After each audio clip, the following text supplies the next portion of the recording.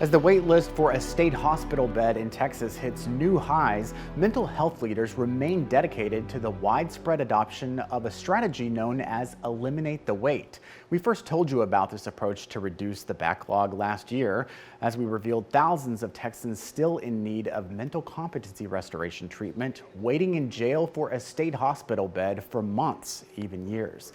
The Eliminate the Wait toolkit is meant to help train law enforcement, mental health providers, courts, and jails on ways to help drive down those numbers. But in the year since the plan launched, the waitlist record has only risen. At a forum on the topic in Austin this week, state leaders doubled down on the plan as a long-term strategy, encouraging counties in attendance to develop an action plan and task force for changes to the system. This could include diversion programs away from the justice system, or even other options like jail-based or outpatient treatment to ease the burden on the state hospital system and more effectively get people the help they need faster. So if there is one thing that I would love everyone to walk away with today, is really that if we increase appropriate diversion, we're going to reduce the forensic wait list. And this is really a simple math problem. Our team is tracking legislation on this topic ahead of the upcoming legislative session at the state capitol in January. One proposed measure would create a statewide office to focus specifically on the wait list. And another bill already filed aims to get court-ordered defendants transferred to a treatment facility within 21 days. We've been investigating this problem for several years. Catch up on our complete coverage all in one place. We have a link in this story in the Texas Politics section of our website. Just scan the QR code on your screen to take you there. Texas utility leaders say they feel confident the power grid is ready to withstand any winter weather headed our way, thanks to changes made since the deadly February 2021 winter storm.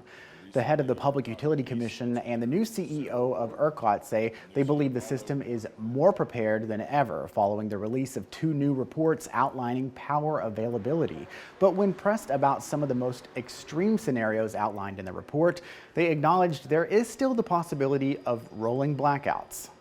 The basic arithmetic of adding and subtracting numbers doesn't account for the many reforms we've put in place, like better coordination and communication. We're not trying to underplay it at all. It does reflect a very low probability scenario, so we want to be clear on what it is. Both leaders say that's why ongoing efforts to redesign the entire electric market are a more long-term solution. Lieutenant Governor Dan Patrick is pushing for more natural gas power plants as part of the solution. Patrick laid out priorities for the next session at a Capitol News conference. He said the state needs to fund incentives to build natural gas power plants, saying they're more reliable than renewables like wind and solar power. Renewables are great, okay? They help keep our air clean, they help lower our rates, but you have to have enough dispatchable that you can count on. And then that's a luxury, the renewables.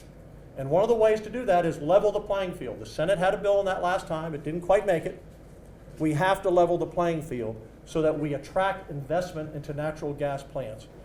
Patrick listed electric grid reliability as his second most important issue for the session, behind only property tax relief. A deadly hot air balloon crash in Central Texas sparks changes to federal regulations, but it took years and a push from Congress to get it done. How a new requirement for pilots could help prevent another tragedy.